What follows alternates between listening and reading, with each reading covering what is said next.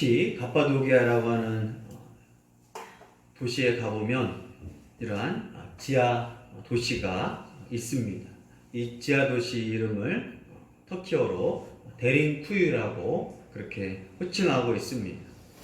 이 지하 도시는 깊이가 한 120m나 됩니다. 층으로 따지면 지하 20층이 초대교회 이렇게 형성이 되었습니다. 20층에서 사람이 살 수 있는 것은 3만 명 정도 수용이 가능하다라고 가르쳐주고 있습니다. 처음에는 기독교의 핍박을 통해서 한두 명이 지하 땅을 파서 사람들이 살다가 점점점 많은 사람들이 신앙의 자유를 위해서 피난을 오게 되어서 한 층, 두 층, 또 3층, 지하 4층, 5층 하면서 결국 20층까지 되게 되었습니다. 맨 마지막이 3번이 있는 게 바로 지하수가 흐를 때까지 거의 20층 정도를 이렇게 파게 되었습니다. 이것은 바로 로마의 기독교 핍박에 의해서 터키에서 많은 사람들이 기독교 박해를 피해서 하나님께 예배하고, 핍박의 이유는 예수 그리스도를 믿지 말라, 예수 그리스도를 전도하지 말라, 그 앞에서 황제의 명령 앞에서 그들은 어쩔 수 없이 핍박 속에서 떠들 수밖에 없었고, 그러다 보니까 터키에 있는 이 갑바도기아에 많은 사람들이 살 수 있었습니다. 왜 이렇게 저렇게까지 지하에서 살 수 있었을까? 그것은 바로 핍박과 고난 속에서도 부활의 소망, 영생의 소망이 있었기 때문에 초대교회 성도들은 핍박과 고난 속에서도 부활의 소망이 있었기 때문에 살았던 것을 꼭 기억하기를 바랍니다. 많은 핍박, 지상에서 살지도 못하고 죽어야만 이제 시체를 임시로 보관하고 있다가 기회가 되면 지상으로 다시 보내서 시체를 매장하고, 너무나 많은 사람들이 모이다 보니까 그런 환기구를 또 만들고, 아이들이 많다 보니까 학교를 짓고 또 교회를 짓고, 그럴 정도로 갑바도기아의 이런 지하 도시의 그런 모습들은 기독교의 핍박과 탄압을 잘 보여주고 있습니다. 하지만 기독교는 고난과 핍박만 있던 게 아니라 부활이라고 하는 주님의 재림시에 승리의 영광이 있었기 때문에 그것을 기쁘게 감당하면서 지하도시 삶 속에 살지만 그들은 평안과 기쁨이 넘쳤음을 꼭 기억하기를 바랍니다. 아멘. 이러한 부활의 소망, 승리의 소망이 있었음에도 불구하고 고린도 교회에서는 이 부활을 부정하는 사람들이 생겼고, 또 성령의 그러한 은사 경험을 통해서 부활보다는 성령의 경험을 오히려 중요하게 생각하는 그런 고린도 교회에 문제가 생겼습니다. 이에 바울은 고린도 교회의 잘못을 지적하면서, 특히 고린도 교회가 부활을 인정하지 않으면서 오히려 그들의 삶은 부활을 기대하는 모순된 삶이라고 지적하기 시작합니다. 29절 읽습니다. 만일 죽은 자들이 도무지 다시 살아나지 못하면 죽은 자들을 위하여 세례를 받는 자들이 무엇을 하겠느냐? 어찌하여 그들을 위하여 세례를 받느냐? 바울은 너희들이 부활을 부정하면서 미래에 있을 부활을 믿지 않으면서 죽은 자들을 위해서 세례를 왜 주느냐라고 지적하고 있습니다. 고린도 교회에서 예수님을 믿다가 갑자기 병 걸려서 죽고 세례를 받고 죽어야 하는데, 세례를 받지 않고 죽은 친구, 또 세례를 받지 않고 죽은 가족을 위해서 바로 대리 세례가 유행하고 있었습니다. 세례를 받아야 확실한 부활할 수 있다라는 그런 믿음이 있었기 때문에 예수님을 잘 믿다가 다음 주까지 세례했는데 갑자기 죽거나, 또 핍박당해서 갑자기 순교를 당하거나 여러 가지 상황으로 갑자기 죽었을 때 그 친구를 대신해서 살아있는 친구가, 가족이 세례를 대신 받아주는 것이 있었습니다. 그 교회에서는 미래의 부활을 부정하고 인정하지 않으면서 그들의 관습은 뭐하고 있어요? 세례를 대신 받으면서 그들이 다시 부활할 날 몸에 부활할 것 소망하고 있는 고린도 교회의 모습을 바울은 지적하면서 모순이다, 엉터리다. 죽은 자들을 위해서 세례까지 받을 정도로 미래의 부활을 소망하면서 그들은 지금 미래의 부활, 몸의 부활을 인정하고 있지 않으니 너희가 얼마나 모순적이고 엉터리냐고 지적하고 있습니다. 바울은 너희들의 주장, 너희들의 전통, 너희들의 삶이 앞뒤가 많지 않기 때문에 정말 어이가 없다라고 가르쳐주고 있습니다.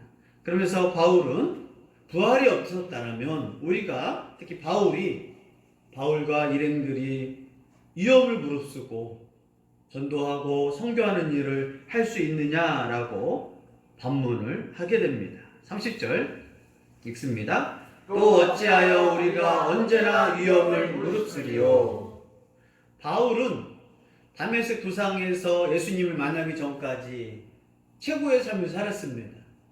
최고의 종교 지도자, 사내들인 회원으로 국회의원으로서 살고 또 경제력은 아버지가 부유한 그러한 상업인이라서 태어나기 전부터 로마의 시민권을 얻을 정도로 경제적으로 잘 살았고 교육적으로는 최고의 그 선생님이었던 가말리엘한테 배웠고 종교, 정치, 경제, 사회로 부러울 게 없는 삶을 살았는데 진짜 다메섹 도상에서 예수님 믿는 사람을 핍박하러 가다가 예수님을 체험하고 진정한 하나님이시요 하나님의 아들이심을 고백한 다음부터 그는 예수 그리스도가 진리라고 고백하는 순간부터 또 로마에 입성하여서 제수로 로마에 올 때까지 바울의 삶은 한마디로 말하여 고난과 죽음의 삶이었습니다. 왜 이렇게 바울의 삶이 최고의 삶, 정치, 종교, 경제적으로 최고의 삶을 살았던 바울이 왜 이렇게 위험하고 고난의 삶을 살 수밖에 없었느냐? 예수 그리스도를 증거할 수밖에 없었다. 어떤 예수님? 부활하신 예수님. 영광 가운데 재림하실 예수님을 바울은 증거하느라고 그의 삶은 예수님 믿는 순간부터 고난과 또 죽음의 위험이 항상 있었습니다.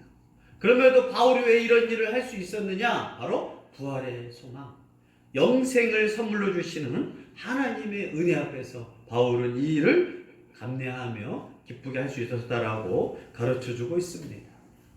그랬던 바울의 자랑거리는 바로 고린도 교회고 바울은 지금도 날마다 죽을 위험 가운데서 이 부활의 소망을 증거하고 있다라고 선언하고 있습니다. 31절 읽습니다. 형제들아 내가 그리스도 예수 우리 주 안에서 가진 바 너희에 대한 나의 자랑을 두고 단언하노니 나는 날마다 죽노라.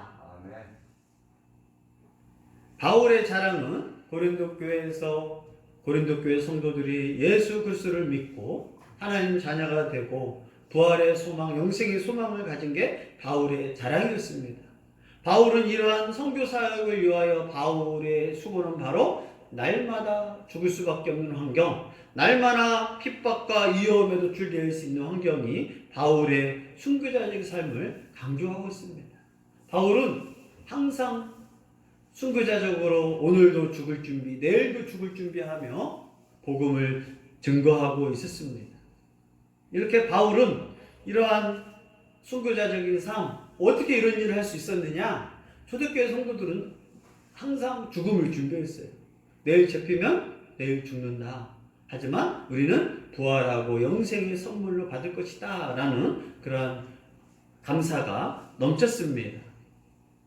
바울은 이러한 순교자적 삶으로 복음을 증거했고 그런 가운데 고린도 교회 성도들이 구원받고 예수님 믿어서 바울에게는 그것이 바울의 자랑이다 라고 가르쳐주고 있습니다.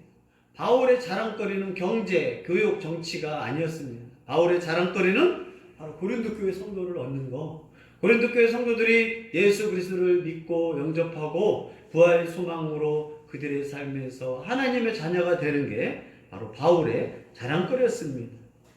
하지만 바울의 삶은 순교자적 삶이었고 바울은 전도하러 갈 때마다 이러한 위협들, 죽음들, 공포 속에서 바울을 향하여 죽이려고 했던 적들을 향하여 바울은 그렇게 살았습니다. 그러나 바울에게 이 부활 소망이 없었다라면 바울은 정말 아무 유익이 없는 삶을 살았을 것이더라고 다시 고린도 성도들에게 반문을 하게 됩니다. 32절 마지막으로 읽습니다. 내가 사람의 방법으로 에베소에서 맹수와 더불어 싸웠다면 내게 무슨 유익이 있으리요? 죽은 자가 다시 살아나지 못한다면 내일 죽을 터이니 먹고 마시자 하리라. 바울은 이 부활의 복음, 바울이 증거하는 주제는 십자가에 죽은 예수님, 그분이 부활하고 살아나셨다. 그분은 진정한 하나님이셨다. 하나님의 아들로 오셔서 이 땅에서 구원하기 위하여 우리들을 위해 십자가에 죽으시고 부활하셨다. 그 복음을 증거했습니다. 특별히 에베소에서 복음을 증거할 때 아시아의 그 당시에 유럽은 가난한 나라였어요. 복음이 들어가기 전 유럽은 가난하고 정말 패션도 후진 나라였어요. 그래서 바울이 아시아에서 꿈을 꿨을 때 마게도니아 사람이 손짓하는 걸 옷만 봐도 정말 가난한 옷들 통 하나로 정말 패션을 봐도 저 사람은 유럽 사람이구나, 마게도니아 사람일 정도로 가난했던 나라 중에 하나가 바로 유럽 사람이었습니다. 그 당시 전 세계적으로 가장 부강한 나라는 바로 아시아, 소아시아였는데 그 중에서도 에베소서였습니다. 이 에베소서에서 바울은 예수 그리스도를 증거했을 때 에베소에 어떤 일이 생겼느냐? 그 당시에 바울에는 아데미 여신이 있는데, 풍요의 여신이 있었는데 바울이 에베소에서 복음을 증거할 때 많은 사람들이 복음을 영접하고 예수님을 영접하자 아데미 여신상을 사지 않는 그런 문제가 생겼습니다. 그러다 보니까 아데미 여신, 특히 은으로 여신상을 만들다가 팔았던 이 경제에 큰 타격이 생겼습니다. 그래서 데메디오라고 하던 주종자와 함께 폭동이 일어나기 시작한 겁니다. 바울이 복음을 증거하니까 아데미 여신을 만들어서 살았던 이 경제 사람들이 외부에서 온 바울 때문에 경제가 치명타를 입게 되어서 이들이 이제 폭동을 일으키면서 바울을 죽이려고 짐승들처럼 맹수처럼 바울을 죽이려고 막 다녔었습니다.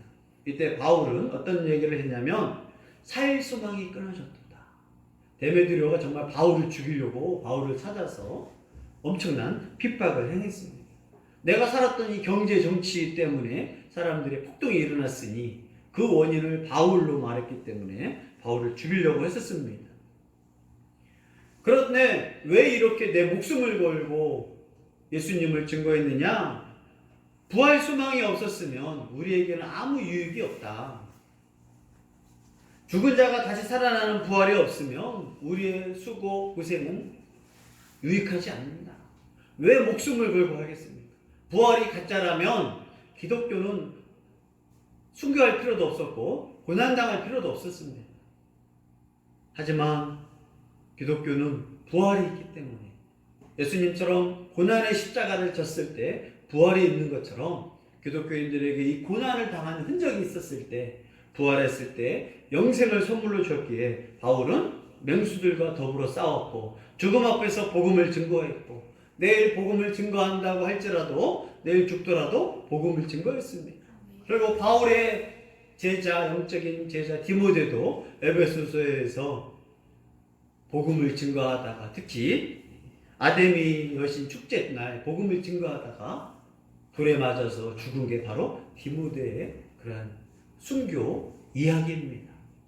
내일 죽는다 할지라도 복음을 증거하다 죽으면 부활과 영생의 선물을 주신다. 창피하게 도망가다 죽으면 부끄러운 부활, 하나님 앞에서 창피한데 어차피 내가 죽을 때 이런 순교자가 되어서 복음을 증거하다가 죽으면 주님 앞에서 부끄럽지 않으리다 하고 그들은 더 기꺼이 복음을 증거하다가 순교를 했던 것입니다. 만약에 부활 소망이 없었다라면 바울은 우리에겐 정말 유익함이 없었을 것이고 오히려 쾌락주의자 구원은 뭐예요? 내일 죽더라도 내일 죽을 텐데 오늘 먹고 마시자. 쾌락주의자의 구원은 내일 죽을 건데 오늘 즐기다가 먹다가 마시다가 죽자. 왜요? 쾌락주의자는 내일 죽더라도 오늘 즐기자는 거예요. 부활이 없었더라면 어떤 사람이 멋있느냐? 쾌락주의자가 멋있다. 어차피 죽을 인생, 망할 인생, 오늘 즐기다가 내일 죽자. 그러나 정말 부활 소망이 있기 때문에 우리는 오늘 마시고 죽자가 아니라 오늘도 경건하게, 오늘도 복음을 증거하다가 하나님이 기뻐하는 삶을 살다가 우리는 이 땅에 하나님 주신 사명을 감당해야 한다라고 바울은 가르쳐주고 있습니다. 고린도 교회 바울은 정말 안타깝고 또 분노하고 탄식하며 꾸중하는 마음이 고린도 교회를 향한 바울의 마음이었습니다. 십자가에서 죽으시고 부활하신 예수님을 증거하느라고 바울과 일행들 고난을 당해왔고 또 고린도 교회에서 고난 가운데 복음을 증거할 때 그들이 처음은 부활하신 예수님을 잘 믿었어요. 그러나 시간이 지나고 점점점 세상의 소리 또 잘못된 그러한 교육들, 잘못된 그런 거짓 선생들이 들어와서 고린도 교회를 타락시키고 변질시켰을 때 성도들이 유혹에 넘어가고 하물며 부활의 소망을 잃어버렸을 때 고린도 교회를 향하여 바울은 펜을 들었던 것입니다. 지금이나 그때나 우리 교회가 전도하고 또 복음의 사명을 감당하고 이러한 것을 인내하는 이유 중에 하나는 바로 우리에겐 부활 소망이 있기 때문입니다. 우리가 왜 이 땅에서 인내하느냐? 먹고 마시고 즐기지 않는 이유가 뭐냐? 바로 우리에게는 부활 소망, 영생의 소망이 있기 때문이라고 가르쳐주고 있습니다. 그렇기 때문에 영생의 소망이 있기 때문에 우리는 하나님 앞에서 호랑되어 부끄럽지 않도록 오늘도 십계명을 지키고 또 하나님의 가르쳐준 이 땅에서 빛과 소금의 삶을 감당하며 인내하고 십자가에 못 박혀 죽으시고 부활하신 예수님을 증거하는 우리의 모습인 것을 꼭 기억하기를 바랍니다. 부활의 소망이 있기 때문에 영생의 소망이 있기 때문에 우리는 교회에 모여서 예배하고 기도하고 복음을 증거하고 남들이 봤을 때 먹고 마시지 않은 이 세상에서 우리는 부활의 소망과 또 기꺼이 예수님을 증거하고 예수님을 찬양하고 부활하신 예수님을 증거하는 복된 교회가 되길 예수 이름으로